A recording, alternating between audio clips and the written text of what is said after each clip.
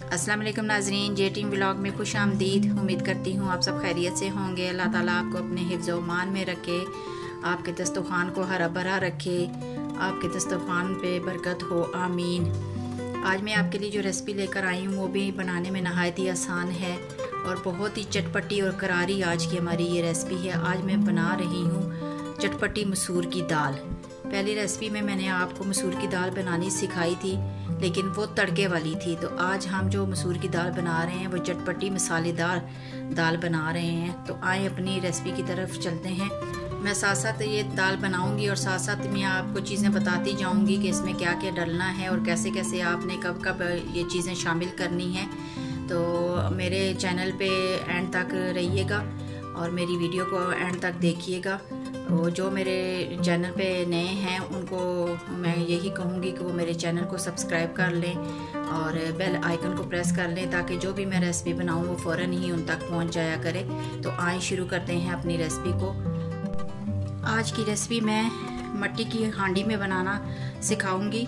मट्टी की हांडी में मैं आज इस रेसिपी को तैयार करूँगी। तो आइए शुरू करते हैं। बिस्मिल्लाहिर्रहमानिर्रहीम। ये आधा कप तकरीबन मैं इसमें ऑयल डाल रही हूँ।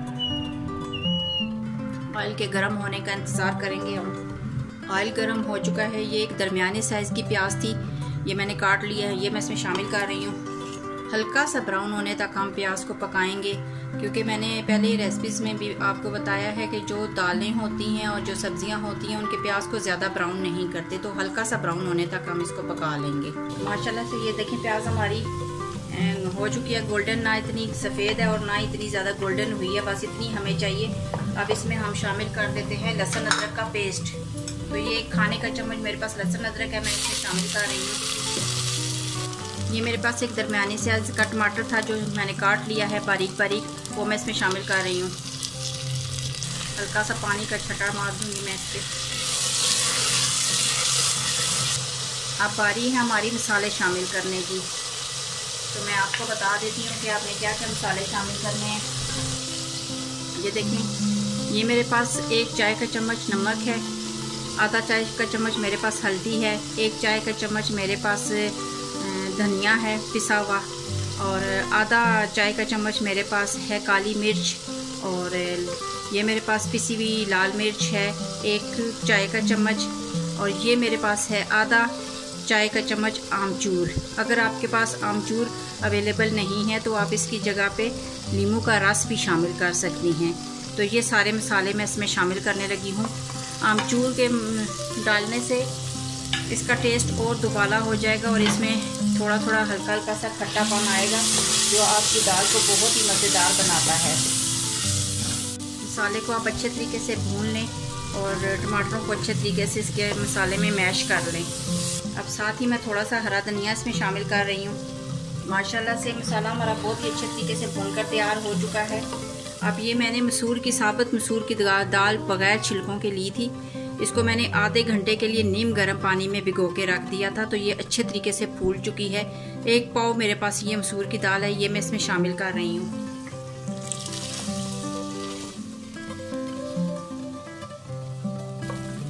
एक 2 मिनट तक इसको भूनने के बाद मैं इसमें पानी शामिल करूँगी। ये तकरीबन मैं 1 गिलास इसमें पानी डालने लगी हूँ। आप अपने हिसाब से पानी रख लीजिएगा, क्योंकि आधा घंटा हमने दाल को भिगो के रखा है तो दाल अच्छे तरीके से फूली हुई है। तो ज़्यादा पानी डालेंगे तो ये ना हो दाल ज़्यादा गल जाए। 1 गिलास हमने इसमें पानी शामिल कर दिया है। एक उबाल आने तक हम इसको ऐसे ही रहने देंगे। एक उबाल आएगा तो आंच हल्की करके उसको ढक देंगे तकरीबन 10-15 मिनट के लिए, ताकि दाल हमारी अच्छे से गल जाए। माशाल्लाह से ये देखें जी दाल को उबाल आ चुका है। अब इसकी आंच को हम नॉर्मल आंच रखेंगे, ना बहुत ज़्यादा कम हो ना बहुत ज़्यादा तेज़ हो।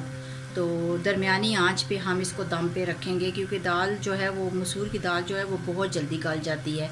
दरमियानी आंच पर रखेंगे हम इसको 15 मिनट के लिए। फिर 15 मिनट के बाद हम इसको चेक कर लेंगे, लेकिन आप बीच बीच में अपनी दाल को चेक करते रहिएगा कि कब वो गल जाती है, क्योंकि पानी में भी फ़र्क होता है।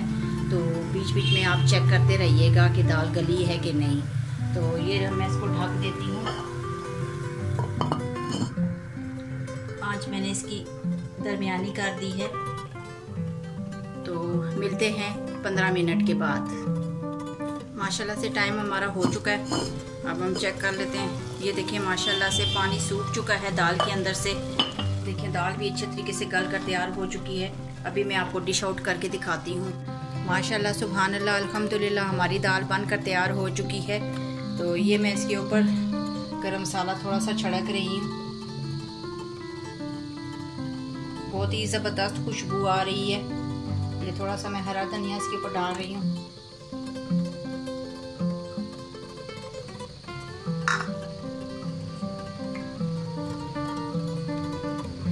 थोड़ी सी हरी मिर्चें हैं मेरे पास, ये मैं इसके ऊपर डाल रही हूँ। ये अदरक है मेरे पास, मैं अदरक इसके ऊपर गार्निश कर रही हूँ।